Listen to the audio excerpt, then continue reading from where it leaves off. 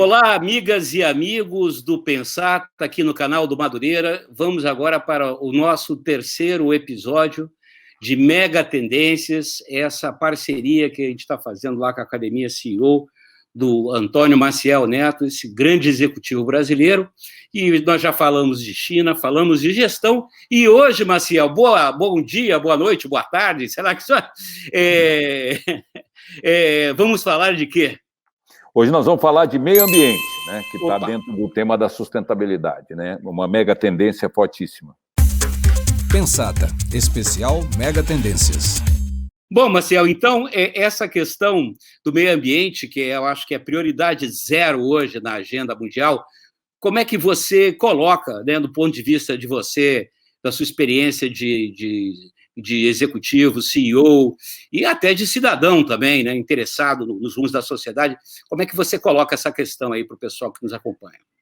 Marcelo, o tema do meio ambiente é importantíssimo, é uma mega tendência. Só a gente recapitulando, né, quer dizer, a mega tendência é aquilo que vai ocorrer de qualquer jeito, né, quer dizer, os impactos do meio ambiente na vida das pessoas, das empresas, das cidades, do planeta, vão acontecer. Pode ter o Trump, pode ter o Obama, pode ter o Bolsonaro, o Lula, quem for.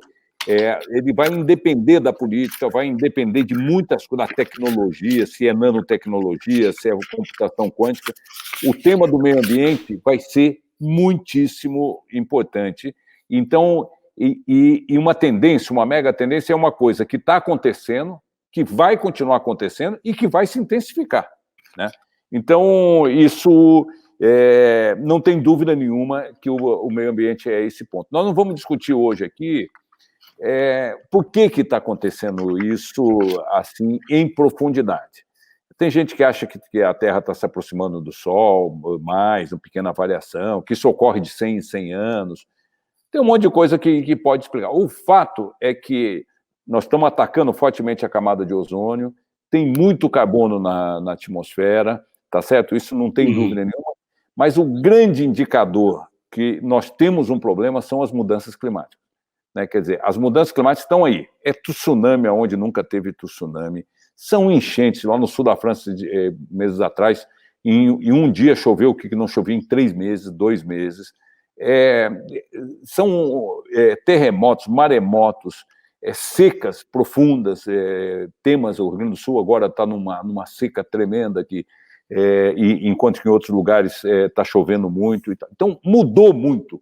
O clima antes, Marcelo, era bem previsível, né? Os agricultores, aqui, por exemplo, na região de São Paulo, no 15 de setembro, 16 de setembro, começavam a plantar porque sabia que ia chover. Agora tem ano que começa a chover em 15 de novembro, tem ano que chove antes e tal. Então, é uma loucura essa situação. Então, as mudanças climáticas estão acontecendo, elas mostram para a gente que a gente tem que cuidar melhor do meio ambiente, porque isso vai ser um problema muito sério. E quais são as consequências das mudanças climáticas? E do meio ambiente se a gente não fizer nada?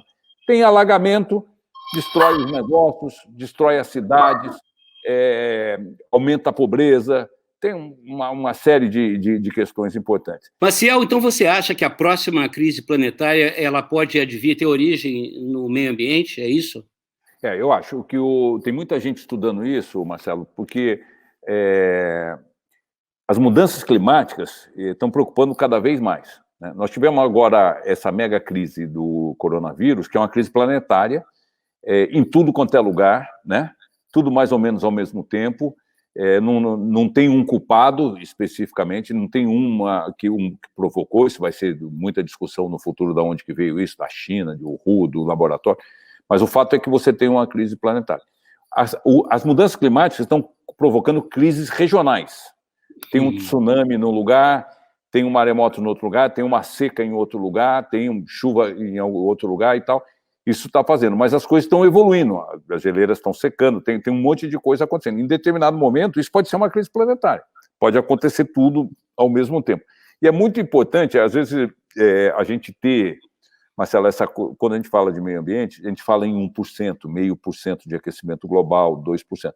Isso aí são mega números, né? Então, eu vou dar um número aqui, que eu gosto de usar quando a gente fala isso, o seguinte, por exemplo, tem 100 mil voos diários no mundo, em condições normais, aí, antes da pandemia.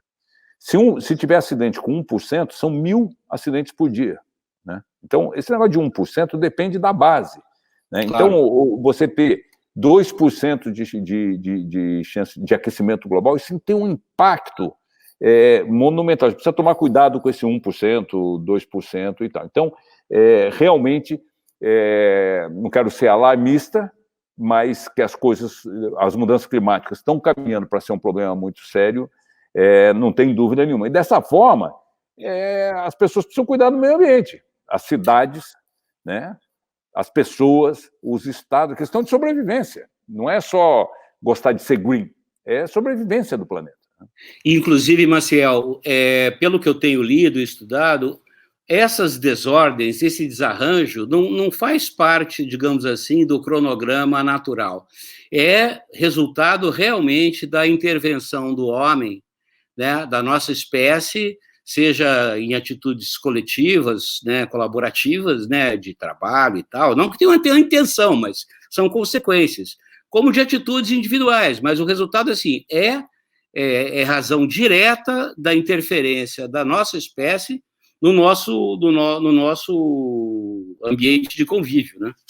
Marcelo, tem isso aí, a grande maioria, grande maioria, não sei o percentual, acima de 80%, 90% dos cientistas acreditam nisso, que a gente está impactando. Mas tem muita gente, sei lá, 10%, cientistas importantes, que acham que tem impacto o que nós estamos fazendo, mas tem outras coisas que também afetam, que pode afetar ciclos centenários, aproximação da Terra, não sei o que, tem um monte de coisas, mas não tem dúvida que o seguinte, quer dizer, o que a gente está colocando de carbono na atmosfera, quer dizer, há uma correlação muito forte com as emissões de carbono, principalmente, né, forte de carbono, de metano, etc. e tal, com os desastres naturais. Então, tem uma correlação, né? E a gente precisa fazer isso. Todo mundo sabe que precisa diminuir e fazer coisas mais sustentáveis, né, no longo prazo, né? Então, tem um tema muito importante. E a questão do meio ambiente, viu, Marcelo, que eu acho importante a gente colocar, que é o seguinte, o meio ambiente, ele faz parte do grande tema da sustentabilidade, né? Isso é interessante. Explica o que você quer falar quando você fala de sustentabilidade. As empresas sempre falam em sustentabilidade, os governos, mas me define isso, por favor. Pois o que tem é o seguinte, sustentabilidade é aqueles temas como qualidade, no tempo que eu era engenheiro da qualidade, etc. São aqueles temas que todo mundo é a favor, não tem ninguém contra, e se você perguntar para 10 pessoas o que é, você vai ter 9 respostas diferentes do que é. Então, cada um vê de um jeito e tal. Ninguém é contra a sustentabilidade, ninguém é contra a qualidade. Cuidar das pessoas, também todo mundo é a favor, mas o que acontece? No Triple Bottom Line, as pessoas sempre consideram que são 3 grandes questões que fazem com que uma empresa, um país, uma cidade progrida e se sustente ao longo do tempo. O primeiro é um aspecto que chama social, tá certo? Que é o social, que é o people. As pessoas precisam estar bem, precisam viver, precisam respirar, então, só é sustentável se você tiver um macroambiente que as pessoas se sentem bem. Aí você tem o meio ambiente, tá certo? Que é o planeta. O planeta precisa estar bem, né, para poder ter sustentabilidade para frente, e você precisa ajudar. E você precisa ter a parte financeira, precisa ter profit. Então, são os 3 P's, né? O planet, o people e o profit, que faz com que esse equilíbrio entre essas coisas faça a sustentabilidade. Então, a pessoa fala, é sustentável quem equilibra o Triple Bottom Line. Eu estudei muito esse tema, tanto na indústria automobilística como no papel celulose. Na Suzano, a gente trabalhou muito num tema, nem sei se eles estão usando isso hoje, mas a gente trabalhava muito na conversa interna, dizer o seguinte, sustentabilidade, o que eu gosto, e a gente usou bastante lá, se você perguntar a minha opinião, Maciel, na Academia SEO a gente usa muito esse tema, é o seguinte, sustentabilidade é a capacidade das empresas repetirem os ciclos de sucesso. Quer dizer, então, repetir e ciclo. Então, ele tem um ciclo, cresceu, fez uma coisa, daí ele vai fazer outro. Para poder fazer isso, tem que ter a licença ambiental, né? Tem que ter a licença social e tem que dar lucro. Quer dizer, hoje já tem a licença social, ambiental, que tem as licenças de implantação, de desenvolvimento, etc., mas precisa ter a licença social, porque se você atua numa comunidade e a comunidade não quer que você fique lá, que você provoca, você não vai ter um negócio sustentável, tá certo? E você precisa ter também a questão assim, das pessoas. As empresas, falando um pouco de empresas, mas depois nós vamos falar de cidades e pessoas. As empresas que continuarem fazendo as coisas, eles precisam fazer temporariamente, tá certo? Na Europa e na Ásia, tem geração de energia com carvão. Não tem como, hoje, imediatamente apertar o botão e desligar todas as termoelétricas de carvão, mas vai mudar, tem um cronograma, 2025, 2030, 2028, dependendo do país e tal, para mudar. Então, você tem um ambiente, então tem que usar. Mas as pessoas que tiverem um negócio, que estão aqui no Pensar, olhando, tem que pensar o seguinte: o que eu estou fazendo ajuda o meio ambiente, piora o meio ambiente, é neutro. Se você tiver uma coisa que ajuda o meio ambiente, você tem uma empresa de longo prazo, é só você cuidar da gestão, do profit, porque você está na mega tendência boa. Se o teu negócio é ruim para o meio ambiente, você tem que tomar cuidado, você tem que cair fora desse negócio transitar, porque isso não vai se sustentar ao longo do tempo, porque a sociedade não vai permitir. Mesmo que o governo permita, as pessoas vão lá e vão fechar o negócio. O maior fundo de investimentos, se não me engano, acho que é o BlackRock, né, já anunciou no início do ano que não faria investimento em empresas que não tivessem uma atuação positiva nesse triângulo aí do meio ambiente, de sustentabilidade. Lá em Davos, o presidente do BlackRock foi lá e falou que eles não vão mais investir em empresas que não tenham indicadores e evidências que são sustentáveis, por 2 motivos. Ele falou, primeiro, para ajudar o planeta, porque ele também é morador do planeta e eles querem que o planeta seja bom. E o segundo é para ganhar dinheiro, porque ele sabe que as empresas, no longo prazo, quem não tiver ligado, não for sustentável, não vai funcionar. E eles vão botar dinheiro do private equity lá e vão perder dinheiro.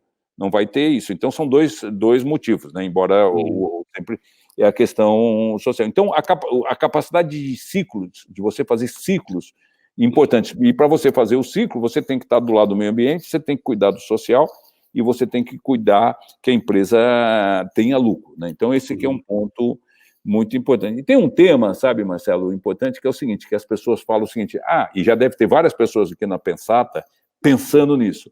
Vem cá, quem que vai pagar essa conta aí? Tá certo? Para fazer sustentável, tem que pagar, tem um monte de coisa, tem custos associados. Eu vou transferir para o produto, vou transferir para o serviço que eu presto. Como é que faz? Quem que paga essa conta? E a questão, aqui tem um ponto muito importante, Marcelo, da minha experiência, eu tenho vários exemplos para dar para vocês. Nem sempre você fazer coisas sustentáveis e de acordo com o meio ambiente, que é o nosso tema, é mais caro. Tem muitos casos que é mais barato, que dá para fazer, entendeu? Então, vou dar 2 exemplos aqui para vocês. Lá, quando a gente fez a fábrica de Camaçari, da Ford? Da Ford em Camaçari, na Bahia, era um mega negócio. O Bill Ford é um sujeito ligadíssimo nas questões do meio ambiente, há 30 anos ele é do CI, né, do Conservation International, um cara, ele desde jovem tem muito ligado nesse tema do meio ambiente. Então ele acompanhou muito, foi uma oportunidade importante de eu interagir com ele, porque era o maior empreendimento que a Ford estava fazendo e ele queria que a fábrica fosse sustentável e tal. Mandou um amigo dele aqui, um arquiteto, que era também um mega cara de sustentabilidade do ponto de vista de arquitetura. Então foram aparecendo soluções, por exemplo, esquema de tratamento de esgoto, não da fábrica, mas o esquema dos banheiros, da limpeza e tal.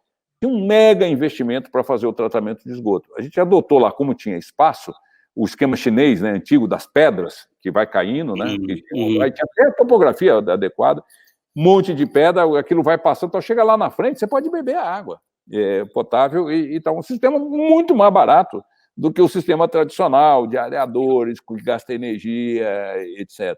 Todo o esquema de iluminação, com o mesmo custo das telhas, a gente aumentou um pouquinho a altura e usou telhas transparentes e tal, que mudou tremendamente a temperatura e a iluminação da fábrica, ficou mais gostoso e com menos energia. Todo o esquema no pátio, mega área de iluminação, os postes, tal, tudo com energia solar e tal, com fios enterrados, né? Mais barato que a solução normal, inclusive com o custo de energia. Então, nem sempre. O negócio de resíduos sólidos. Você tem que recolher agora o resíduo sólido. Isso impulsionou violentamente o negócio de reciclagem. Porque antes as empresas jogavam fora, jogavam para o aterro. Agora não pode mais jogar no aterro, você tem que fazer. O cara falou, bom, então eu vou fazer alguma coisa. Então, por exemplo, lá na Suzano, os resíduos da produção de celulose, etc., o pessoal tira aqueles resíduos, comprime e faz e coloca nas estradas, porque os caminhões precisam trazer eucalipto e tal. Aquilo fica quase como asfalto nas estradas, um resíduo sólido. Fica muito mais barato que o asfalto e você limpa o resíduo sólido e coloca. Então, não é verdade que sempre é mais caro. Essa é a primeira coisa. A segunda coisa, que é a pergunta que muita gente me faz, é o seguinte, mas vem cá, o consumidor vai pagar, por uma questão mais... vai pagar? Tem nichos, eu tenho a impressão que à medida que for mudando as gerações vão pagar. Hoje não paga ainda. Paga muito pouco. E a minha experiência, a Suzano, foi sempre a empresa mais sustentável, lá com o Max Pfeffer, não sei o que e tal. Na crise de 2008, eu estava lá, no mundo inteiro, os clientes sabiam que nós tínhamos certificação FSC, era super sustentável o produto, eles me chamavam e falavam assim, mas o negócio é o seguinte, caiu o consumo na época, caiu 30% o consumo de papel no mundo, por alguns meses. Caiu 30% o consumo, nós vamos ter que cortar alguns fornecedores. Como vocês têm todo esse negócio de sustentabilidade, por esse preço aqui, que é o preço do mais baixo, a preferência é sua. Quer dizer, ninguém paga nada ainda naquele tempo acima dos preços, porque mas na hora que do aperto, você vai ser o último que vai apagar a luz, entendeu? Então, vale a pena fazer, porque é certo, é uma tendência futura, eu acho que a juventude vem mudando o ambiente e vai pagar, e, portanto, isso vale a pena que seja feito, entendeu? O próprio mercado, né, Maciel? Hoje as pessoas dão realmente preferência a produtos que estejam, assim, mais articulados, mais, assim, adaptados às condições ambientais, ou seja, que não danifique a natureza, que não prejudique outras espécies e tal. Já existe uma preocupação realmente do consumidor, que de repente o produto que você fabrica, o serviço que você presta, ele pode sofrer até um boicote por conta do que você está usando como insumo, ou o processo que você está utilizando. Por mais barato ou melhor que fique o produto, você não vai encontrar uma acolhida do mercado. Você concorda? Eu concordo. Eu concordo. Isso vai ser cada vez mais forte, a rotulagem, né? Dizer o que tem lá no produto, e as pessoas vão cada vez mais, vai ter o rastreamento, né? O traceability, o cara vai ter um código de barra, o sujeito vai ver a vaca que produziu o leite, vai ver o trator que plantou a soja e tal. Então, cada vez vai ter isso. Agora, tem uma questão de custo, né? A questão de custo que é muito importante. Então, outro dia eu estava falando com um mega produtor aí de ovos, né? O cara tem lá 12 milhões de galinhas e tal. Então, chama mantiqueira, né? A mantiqueira é muito forte aí no Rio e tal. Muito legal, o Leandro lá, nós temos amigos comuns e tal. Então, ele está dizendo o seguinte, por exemplo, esse negócio das galinhas soltas, né? E tal, ele ali tem um custo muito, muito alto, né? A mais. E tem gente que paga, e tem gente que não paga. Então, é aquele tema do você escolhe. Por exemplo, na Marfrig, eu sou conselheiro lá na Marfrig, a gente é produtor de proteína animal. A Marfrig Foods é o maior produtor mundial de hambúrgueres, de proteína animal. Então, surgiu a possibilidade de a gente fazer uma parceria com a ADM, lá nos Estados Unidos, mega empresa produtora de proteína vegetal, que eu fui conselheiro 12 anos também. Então, foi feita uma parceria de trabalho conjunto, então a gente fez também o hambúrguer vegetal. Então, o conceito é o seguinte, você escolhe. Você quer hambúrguer animal, você quer hambúrguer vegetal, tá certo? Quer dizer, nós estamos fazendo esforços grandes, o Roberto Vac está no conselho da Marfrig, foi convidado para o conselho para trabalhar os temas da sustentabilidade. O Roberto Vac é um dos principais nomes brasileiros nesse tema, né? Empresário, um jeito ligado nas questões ambientais, uma referência global, mundial nesse tema. Ele está no nosso conselho, ele é o presidente do Comitê de Sustentabilidade, então ele está trabalhando muito nesse tema de fornecedores, um tema que eu tive também trabalho tanto na Suzano como na Ford, de você trazer os fornecedores para o processo de sustentabilidade. Mas, então, isso tudo está acontecendo, você escolhe. Então, em alguns casos tem custo maior, tem custo menor, então os clientes, o que é importante é você ver quanto que vale a pena você fazer, mas você vai encontrando custos possíveis, e com o tempo, acho que gradativamente, mesmo que tenha custos maiores, esses produtos serão preferidos, se eles não forem banidos pela legislação. Se eles não forem banidos pela legislação, né? Sim, por prejudiciais a serem o meio ambiente, você acredita que você pode ter alguns produtos e serviços que sejam banidos pela própria legislação? Tem muitos, né? Já tem, as pessoas vão falando, isso aqui afeta muito o meio ambiente e tal, e vai produzir. Já tem vários países, Alemanha, por exemplo, a Inglaterra, tal, que já estão falando, olha, 2030, em alguns casos 2025, na Escandinávia, não tem mais motor de combustão interna.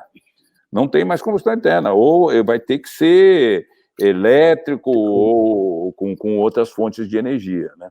E aí tem um tema, Marcelo, que é muito importante, é o seguinte, tá bom, então você tem pequenos empresários, pessoal nas startups, nas empresas médias, nas empresas grandes e tal. O seguinte, como é que a empresa faz isso, né? Então, na Academia a gente preocupa muito de tentar passar um pouco da experiência polida, que aqui no Pensato eu acho que é importante também. Quer dizer, o que a empresa tem que fazer? Uma questão é colocar números na discussão. A gente estava falando sobre a gestão, que foi o nosso segundo tema. Tem que ter números, tem que fazer uma avaliação, falar para o seguinte, olha, eu vou fazer essas medidas aqui de meio ambiente, vou fazer reciclagem, vou usar energia solar e tal. Então, você tem energia eólica, vou usar pellets e tal, dependendo das condições de energia, de PCHs e tal. O que acontece? Você tem números que vão permitir no campo da energia. Você tem números em relação aos insumos, né? O que você faz? Tem números no marketing, quer dizer, o que você vai falar no marketing? Assim, hoje, os grandes pensadores consideram que na sustentabilidade tem que ter um componente de marketing, porque não adianta nada você fazer direito e ninguém saber. Então, tem que ter um pouco de marketing. Quanto você vai economizar no marketing? Quanto que isso na reputação? Você fala assim, eu já tive vários conselhos, falo, vem cá, você acha que isso aqui vai melhorar 1% a reputação? Vale. Quanto que vale o goodwill dessa empresa? Vale tanto. Pô, então dá para pagar 5 anos do grupo de sustentabilidade aí. Quer dizer, a primeira coisa é isso. Colocar números, tentar refletir para falar na linguagem dos números, que é parte da sustentabilidade, que é o profit, é a parte financeira. Depois você fala o seguinte, o que você vai impactar para a sociedade? Quanto que vale isso? Depois, o que vai impactar isso para as pessoas, para a nossa equipe, para o orgulho de trabalhar numa empresa? Os jovens querem trabalhar em empresas que são sustentáveis, gostam de contar para os amigos, né? Eu acho que tem uma coisa interessante no que você falou, Marcel, porque para nós, consumidores, é curioso, porque a comunicação que as empresas fazem nos dá a sensação que toda ação que ela faz em prol da sustentabilidade e tal, acaba sendo uma coisa meio oportunista, visando realmente unicamente a imagem da empresa. Agora, você falou uma coisa importante. Quando você quantifica isso, quando você mostra em números, né, qual é o benefício real que aquilo está...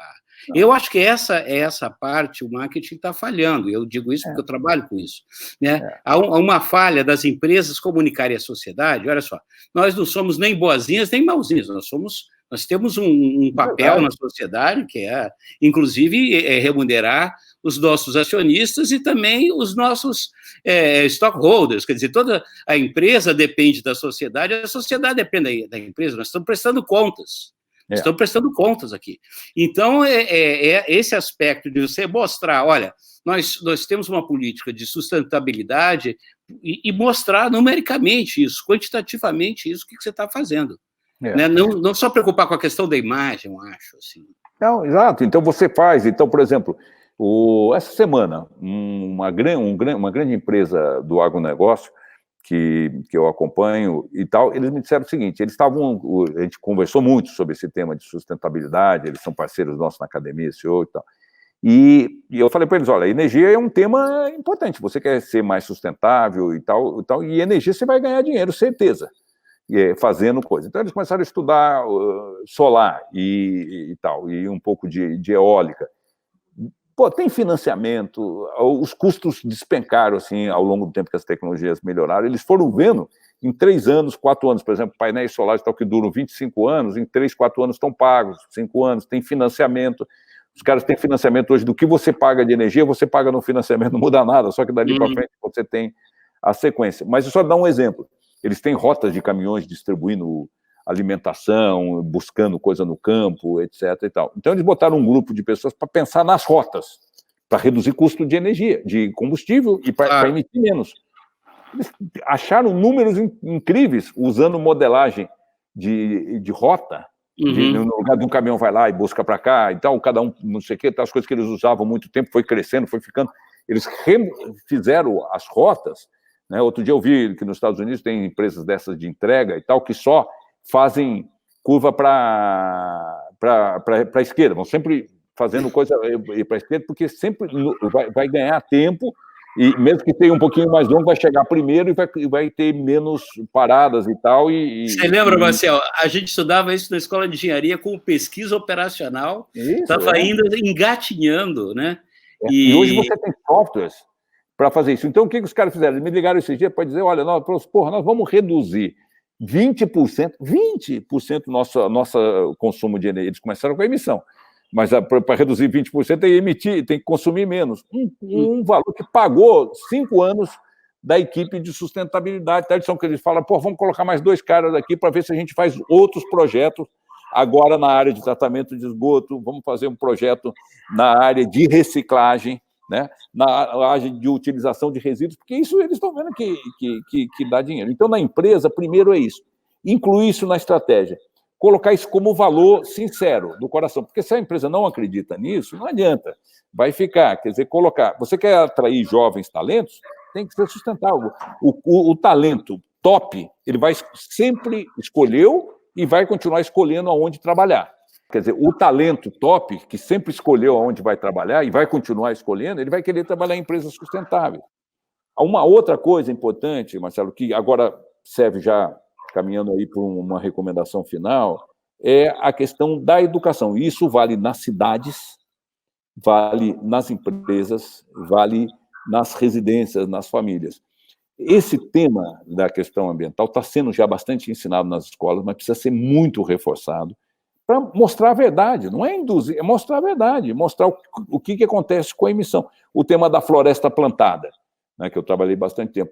A floresta plantada, o eucalipto, ele chupa o carbono da atmosfera. Limpa a atmosfera, porque se o dia que tiver 0 carbono, não tem árvore. Porque a árvore é feita de carbono para fazer a fotossíntese. Entendeu? Então, quanto mais floresta a gente tiver, floresta plantada, então por que é bom ter floresta? Porque a floresta faz a fotossíntese, ela tira o carbono da atmosfera e solta oxigênio. Né? Então, precisa explicar isso, precisa treinar as pessoas. E as cidades têm 2 linhas. Educação, né? Quer dizer, e nas empresas.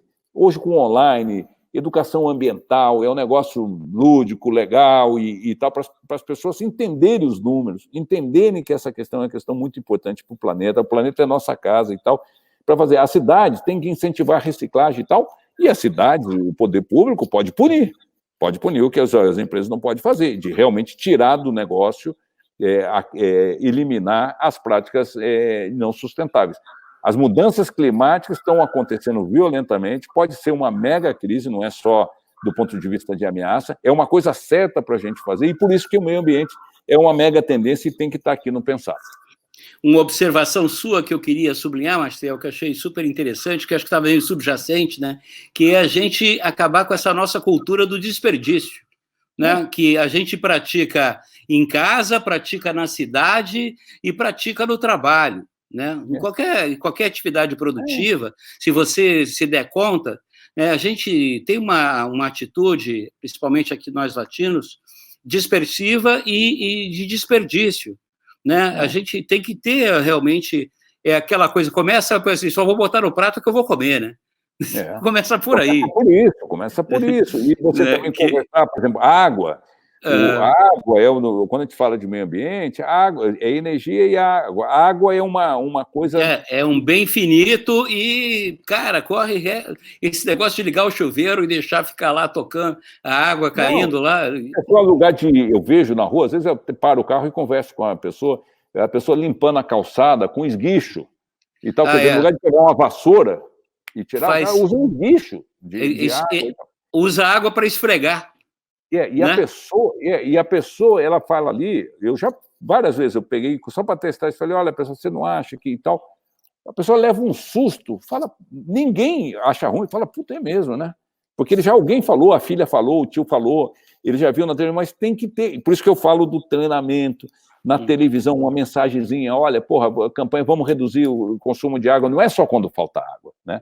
E o desperdício, o que acontece? Volta de novo para a história.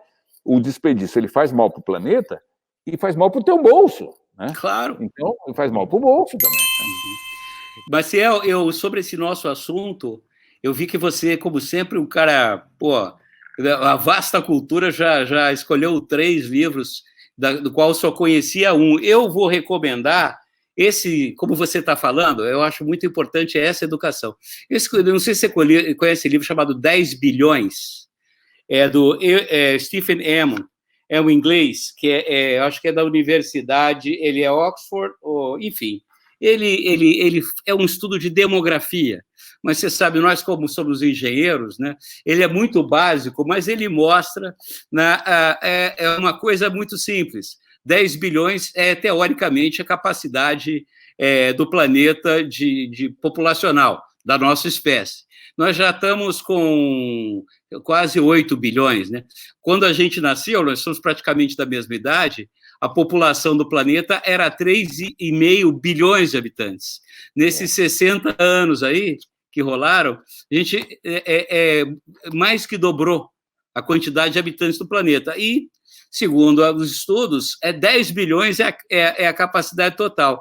E esse livro é interessantíssimo, porque ele aborda todas essas questões aí que a gente falou hoje, as questões ambientais, as questões que realmente influem e determinam que a gente tem uma capacidade máxima, que, aliás, você também sabe muito bem, a gente tem que sempre ficar um pouquinho abaixo, né, para você ter uma folguinha, né? Então, esse livro é singelo, olha, poucas páginas, vai direto ao ponto, e uma pessoa que esteja escutando a gente, acompanhando a gente, queira dar um primeiro passo, né, esse livro é muito didático, ele agrada a todo mundo, pessoal mais velho, pessoal mais novo, e é uma boa introdução. E você, o que você nos recomenda aí de leitura? Eu separei 3 livros que abordam esses temas que a gente conversou, eu vou te falar rapidamente. O primeiro é o clássico do Al Gore, né, americano, que chama Uma Verdade Inconveniente, e que, não sei se você se lembra, né? Lembro, 2007, e teve o filme, inclusive. Ganhou o Oscar em 2007. Ganhou o Oscar, é verdade. Melhor documentário em 2007. If you look at the 10 hottest years ever measured, they've all occurred in the last 14 years. Isso é uma coisa espetacular. Ele é no tema do aquecimento global. Por que é uma verdade inconveniente? Você começa a ler aquilo ali, você fala, pô, vou parar de ler esse negócio, porque ele vai mostrando o que está acontecendo, com fatos e dados. Aqui nunca teve tsunami, agora tem tsunami. Aqui nunca teve maremoto, e aqui nunca teve seca, as chuvas e tal. Então, do quem não acredita, ou quem quer saber mais de aquecimento global, na verdade, inconveniente, e é a perspectiva americana democrata do Al Gore, né, da editora Manone. Tem um outro livro ótimo, que é esse Corporation 2020, já tem em português Corporação 2020. Esse livro foi escrito já uns 6 anos atrás, então era para 2020. Muito atualizado, né? É do Pavan Sukhdev, é um indiano. Esse cara trabalhou no Deutsche Bank 14 anos, foi um dos principais executivos do Deutsche Bank, indo na linha aí do sistema financeiro, olhando isso aí. Ele foi professor em Yale, né? Quando ele estava em Yale que ele escreveu esse livro. Ele é coordenador de projetos na área de meio ambiente na ONU. Depois que ele se aposentou, virou presidente do WWF, né? Foi até 2018 presidente do WWF e tal. E esse livro, então, depois coloca aí, é o Corporação 2020, né, da editora Planeta, e ele fala o seguinte, aquilo ali, ele mostra como que a sociedade e as empresas podem trabalhar em conjunto nas questões de construir um mundo melhor, mas praticamente buscar uma economia, um green economy, né? De buscar uma economia, de fazer uma economia que seja mais sustentável, mais ligada no meio ambiente. É muito legal e tem uma visão do cara de banco. O cara trabalhou a vida inteira em banco e é indiano, né? Interessante. E o terceiro? O terceiro chama-se Canibais com Garfo e Faca, que é esse John Ellington, que é um inglês, professor, já escreveu, acho que uns 20 livros, 15 livros e tal, importante, professor e participa de muitos conselhos, ele é sociólogo, né, o Pavan é economista, e ele é o sujeito que começou com o tema do Triple Bottom Line, entendeu? Quer dizer, o Triple Bottom Line, quem quer acompanhar o tema do Triple Bottom Line, como que se equilibram essas forças, esse é o livro que eu recomendo, da editora Books. Beleza. Então, Maciel, ficamos hoje aqui, né, nas nossas mega tendências, batemos essa bola sobre a questão ambiental, sobre meio ambiente. Que a gente vai encarar aí semana que vem? O que sugere? Ainda temos internet e desintermediação? Temos a longevidade, novas tecnologias, ou vamos deixar em suspenso aí para a surpresa para quem nos acompanha? Eu acho que a gente tem que ir de internet agora. Vamos de internet. Vamos falar de um tema, que é um tema quentíssimo, que eu passei agora, no começo do ano, tive lá no meu grupo de estudos, lá na Harvard Business School, e é um tema da internet em geral, mas um tema que chama-se Business of Platforms. Quer dizer, os negócios que dão certo hoje, que estão crescendo violentamente, todos são plataformas. E é uma mega tendência isso para frente. Os próximos 20, 30 anos vão ser todos Business of Platforms. Vamos falar sobre isso aí.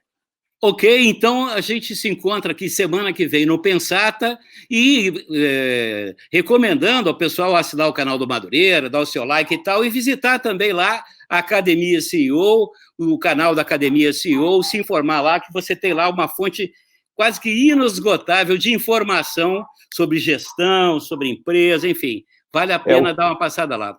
O site www.academiaceo.com.br tem coisas muito interessantes, e nós temos ali, chama Academia, porque nós temos um conjunto de experts que pensam muito. Inclusive, Marcelo Madureira tem uma entrevista espetacular, de 1h30, mais ou menos, muito interessante, onde a gente fala não só desses temas, mas fala da vida, fala do que está fazendo, dos business e de lições para os líderes, né? O nosso negócio é chamar experts, CEOs, gestores, para passar lições de liderança em todos os níveis para a nova geração. É isso aí, Maciel. A gente se encontra semana que vem. Muito obrigado a todos e até a próxima. Tchau, tchau.